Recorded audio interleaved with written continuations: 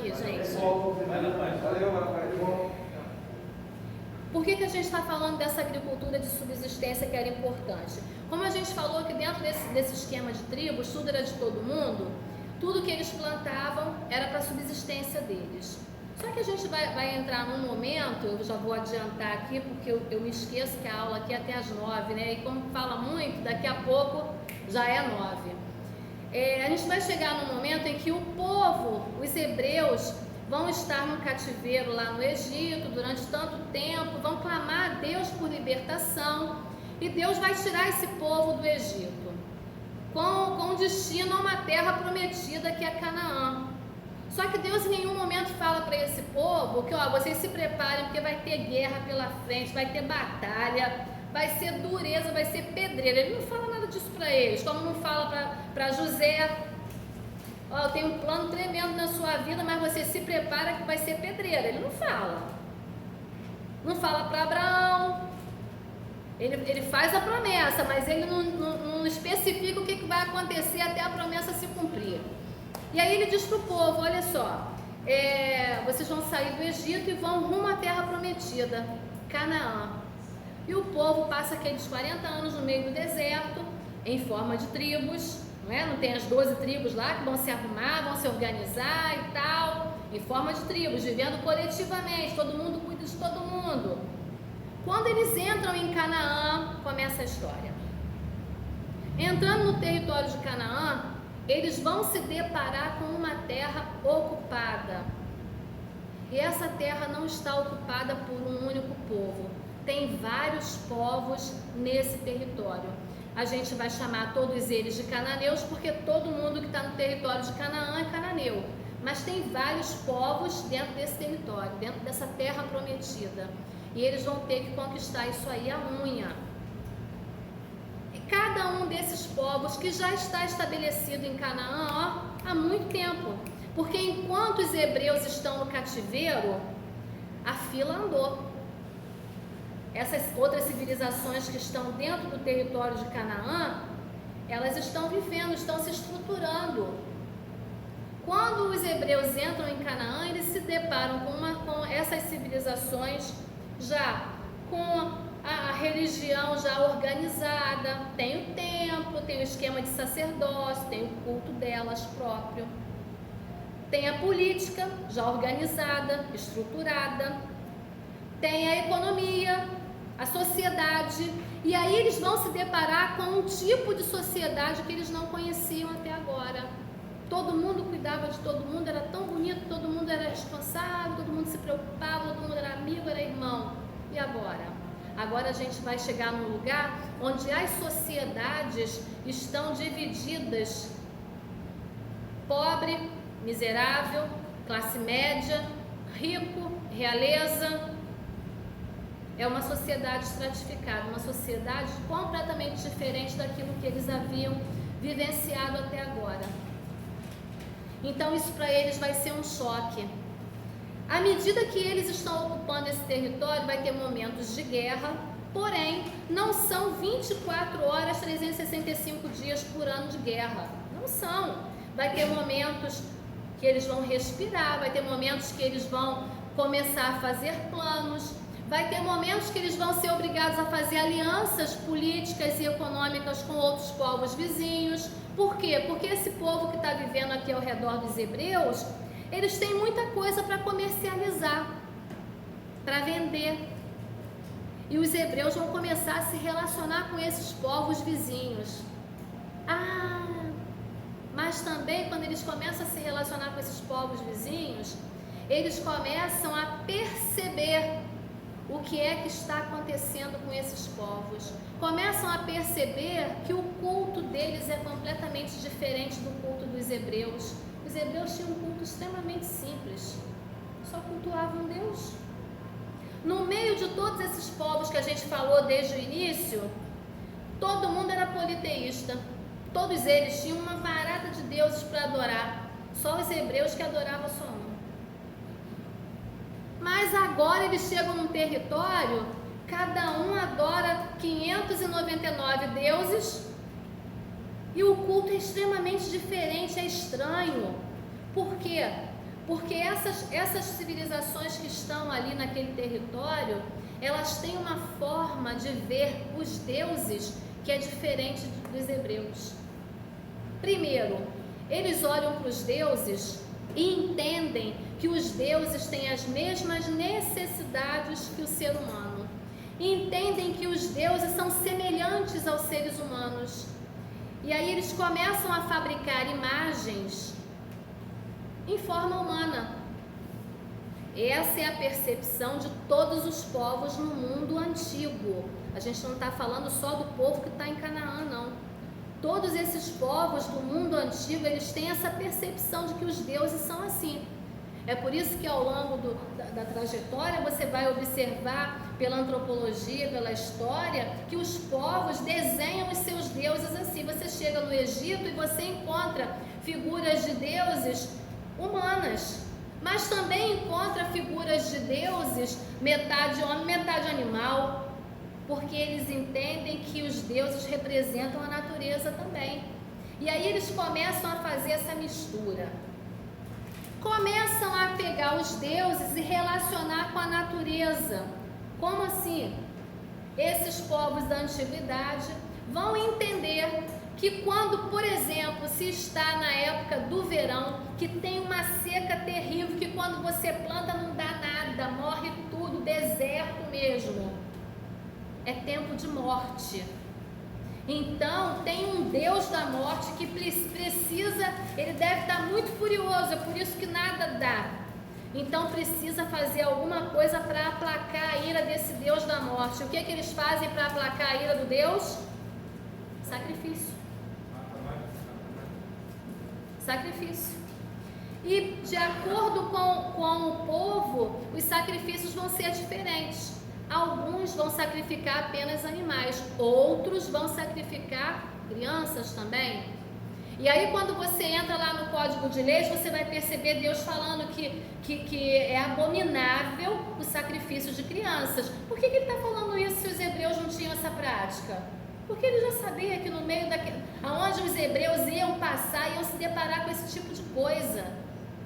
Então ele já está estabelecendo, olha só, vocês não vão fazer, vocês não vão se misturar, não vão fazer igual aqueles povos, hein?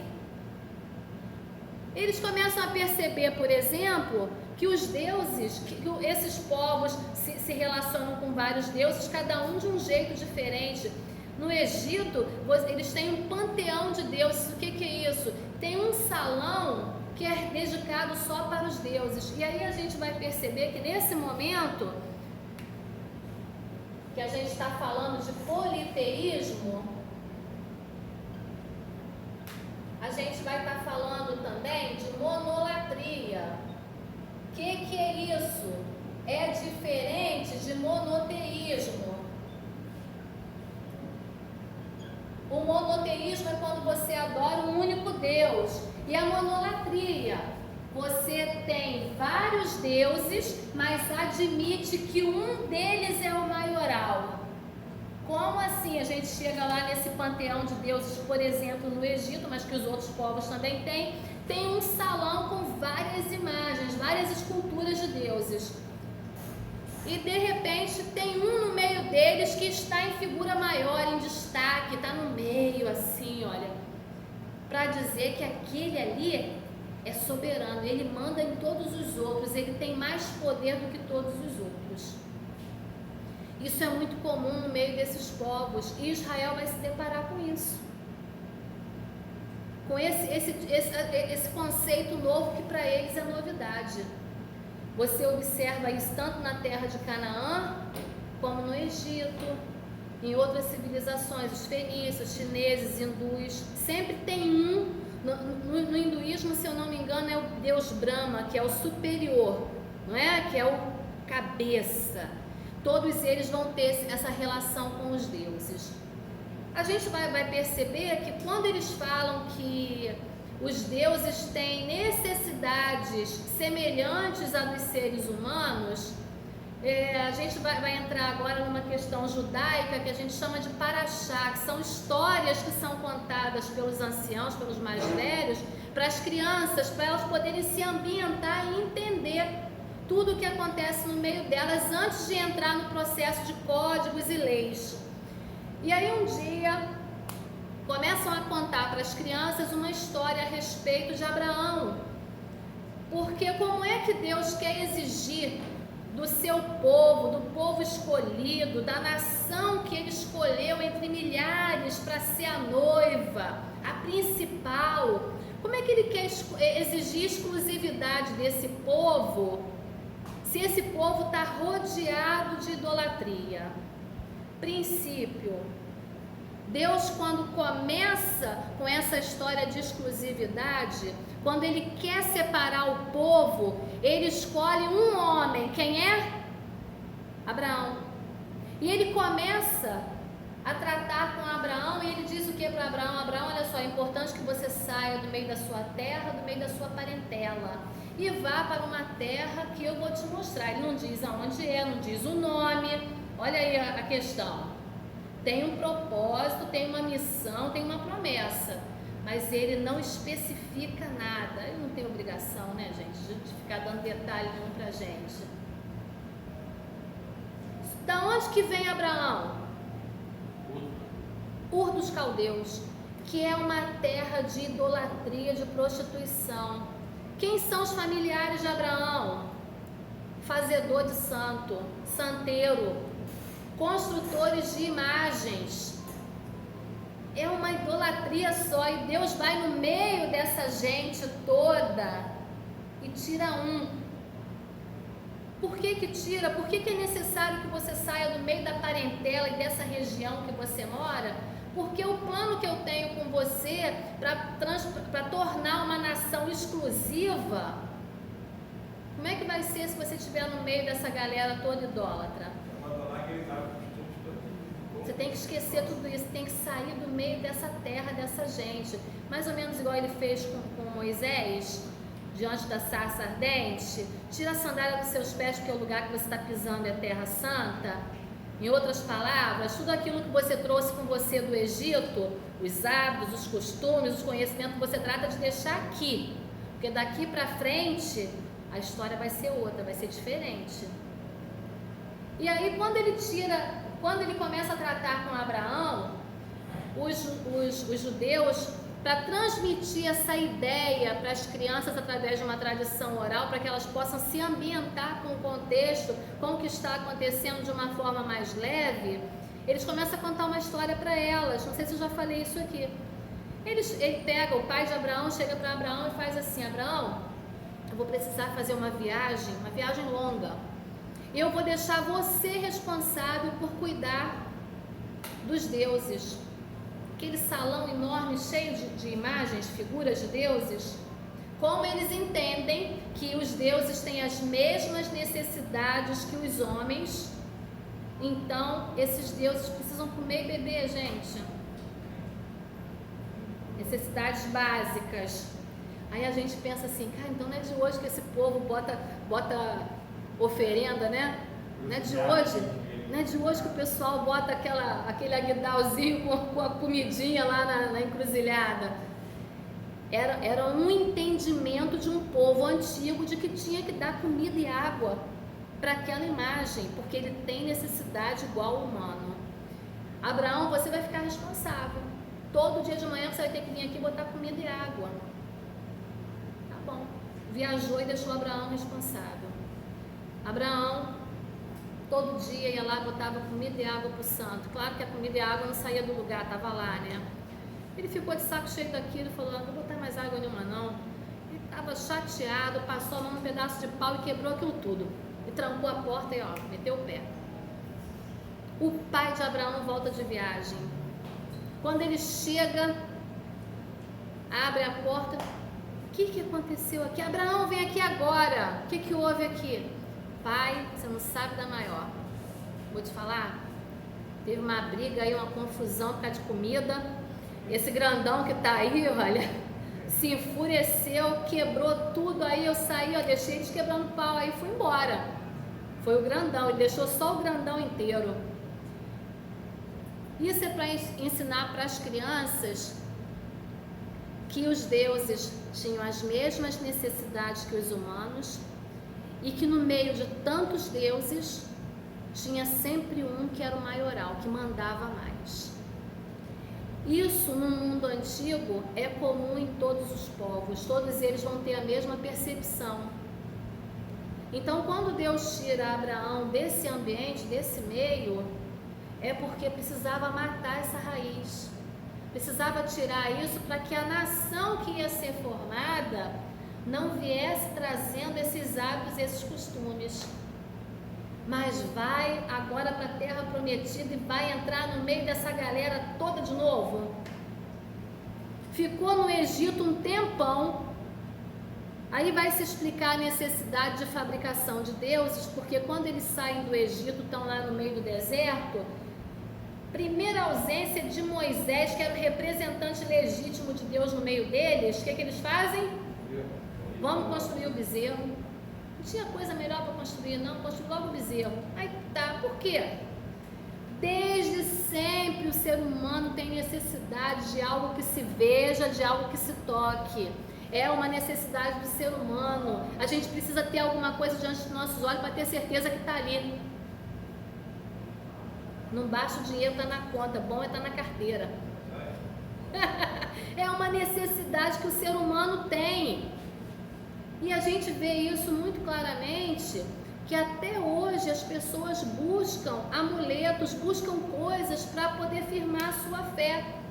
Sem querer falar mal de religião nenhuma, aí a rosa ungida, é o lencinho, é a toalhinha, é a água, é não sei o que, e por aí afora. E a pessoa acha que aquilo ali vai fortalecer e vai determinar a importância da fé, o tamanho da fé.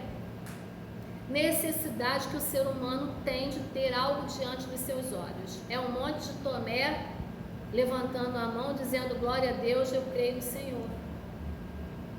Tomé, a gente precisa ver, a gente precisa ter algo diante dos nossos olhos.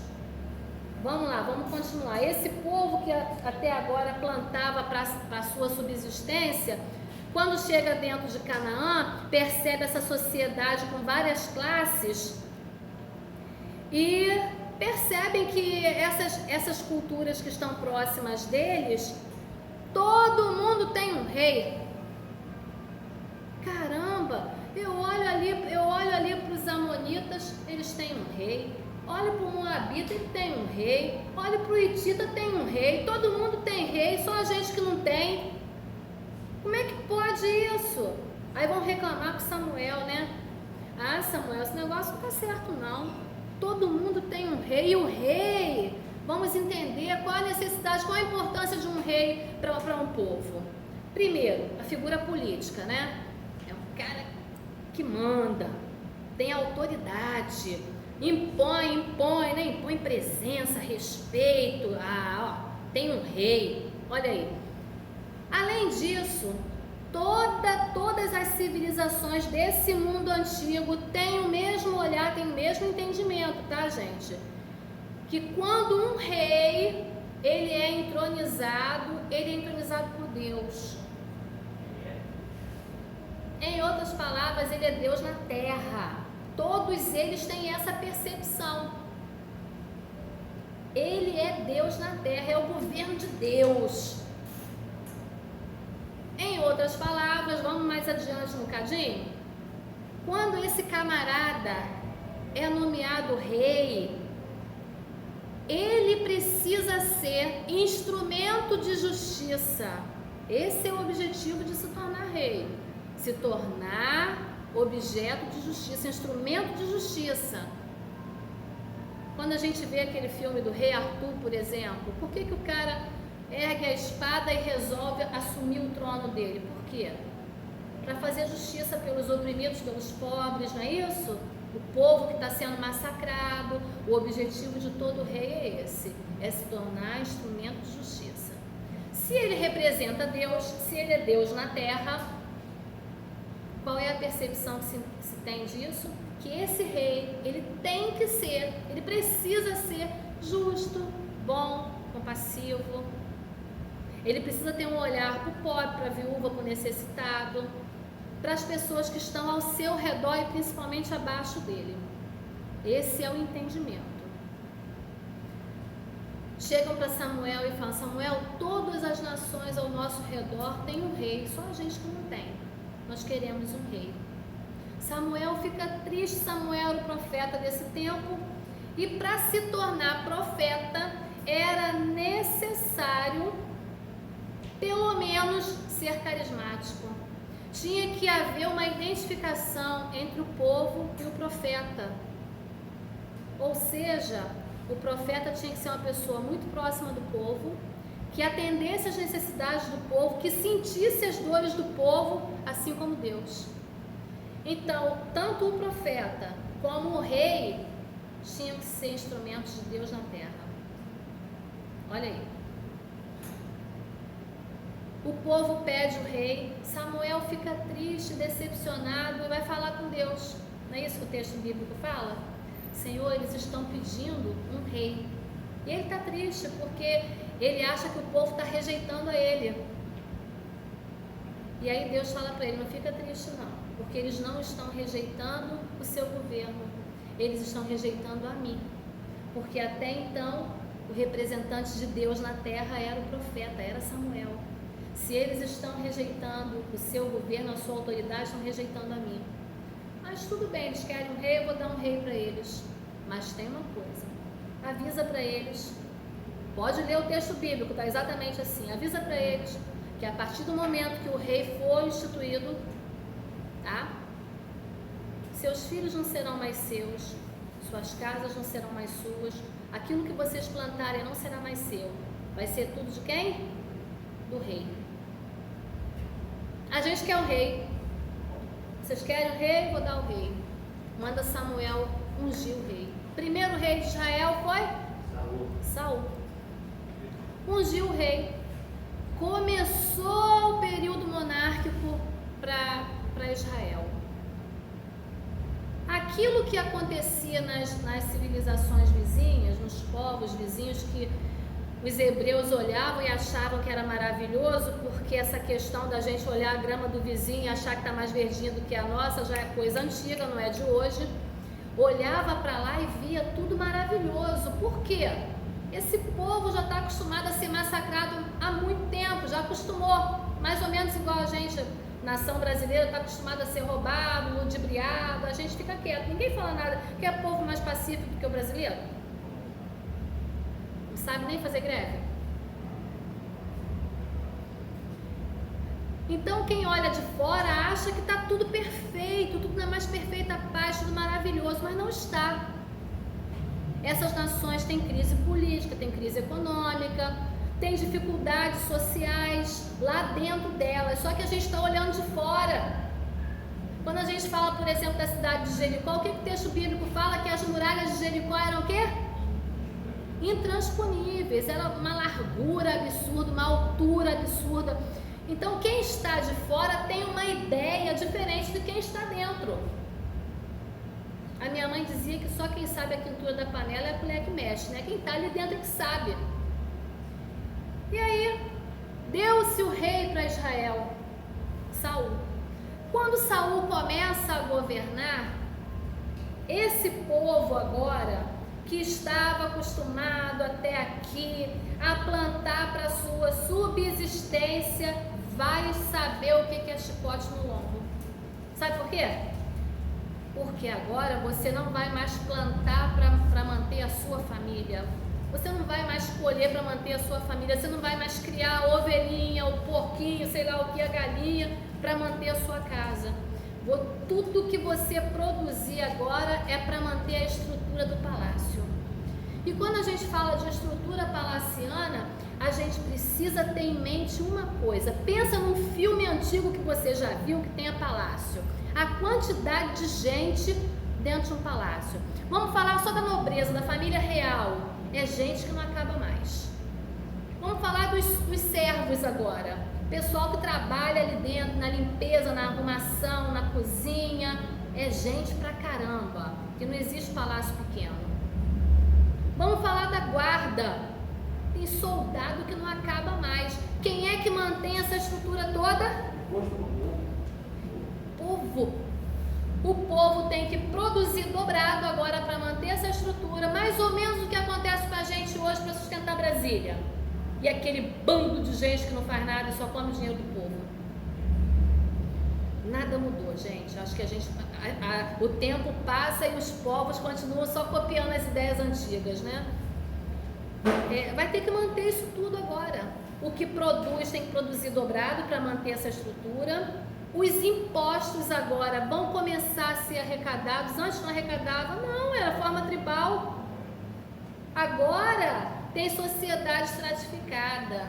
Tem a nobreza, tem os súditos, o pessoal que trabalha no palácio, tem o pessoal que se relaciona, que entra e sai, e tem a plebe, os pobres, tem os miseráveis, tem tudo agora, que não tinha antes. Nesse momento, a gente vai perceber que vão surgir nesse cenário 2 tipos de profeta. É o profeta palaciano e um é o profeta do povo.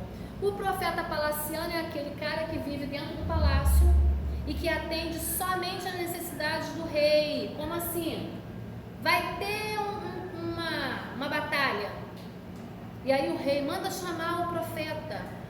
Chama ele, vamos ver com ele como o que vai ser. Se vai dar bom, se vai dar ruim.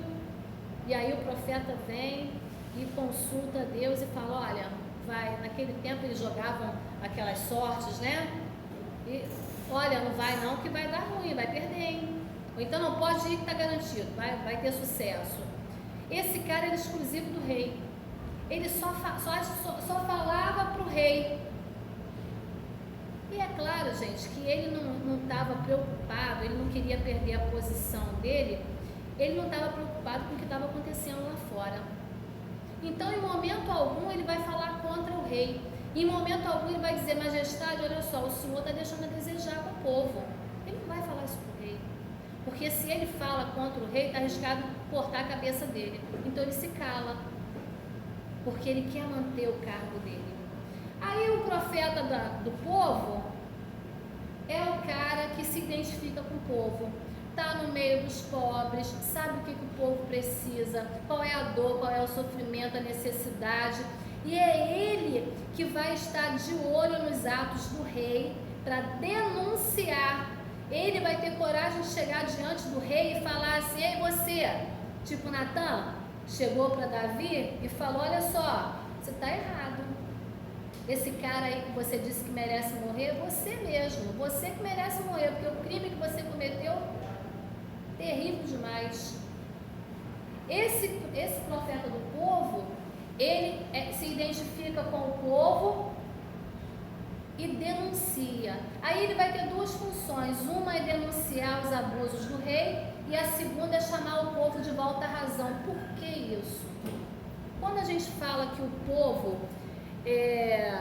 Olha como é que a hora passa. Quando a gente fala que o povo tinha uma ideia de que Deus, que o rei era a figura de Deus na terra, quando esse rei é bom demais, o povo está assim com Deus, olha. Deus é muito bom, porque o rei é bom. Deus é maravilhoso, Deus é tremendo. Que beleza. Mas quando esse rei é um rei que não está nem aí para o povo, que vacila, que deixa a desejar, qual é a ideia que o povo tem? Que Deus falhou, que Deus não é tão bom assim, que Deus está pisando na bola. Então, para que a gente vai continuar adorando exclusivamente a Ele, se Ele não está cuidando da gente? Aí a gente começa a olhar para as nações vizinhas. Todo mundo está trabalhando, está produzindo o que é seu, mas eles não sabem a estrutura lá dentro como funciona. E aí a gente começa a desejar o que está lá dentro. É nesse momento que o rei deixa de ser o representante de Deus, aquele instrumento de justiça de Deus, e ele mesmo empurra os seus súditos, empurra a nação de Israel para uma vida de idolatria. Ou seja, agora ele passou para as pessoas uma imagem de que Deus não está cuidando do povo, então o povo vira as costas para Deus e vai buscar esses deuses estranhos, com cultos completamente estranhos nessas nações vizinhas. É nesse momento que o povo entra na idolatria. E aí alguns autores bíblicos vão dizer o seguinte, que toda vez que o rei tem um péssimo governo, o povo cai em idolatria e a culpa sempre é do governante. Sempre é do governante. Agora, esse povo vai começar a se relacionar com as religiões pagãs. E esse profeta do povo, que já denunciava os abusos do rei, ele agora tem uma função de chamar o povo de volta. E a gente vai perceber nesses momentos aí alguns profetas importantes, como Amós. Quem sabe falar alguma coisa a respeito de Amós? Quem foi Amós? Ele era o quê? Qual era a profissão dele, o trabalho dele? Ele era o quê? Boiadeiro. Ele estava justamente inserido nesse contexto, e embora ele não tenha sofrido tanto assim com os abusos do reinado, mas ele sente as dores do povo. Por quê? Nesse momento em que o rei está sugando tudo do povo, entra em cena agora uma civilização que ninguém tinha ouvido falar ainda, que eram os fenícios. Esses fenícios são comerciantes marítimos de primeira linha. Os caras são feras, são muito bons no que fazem. Eles dominam os mares. E Israel não tinha essa prática, não tinha essa intimidade. Quando esses fenícios chegam nesse território, eles chegam trazendo coisas maravilhosas.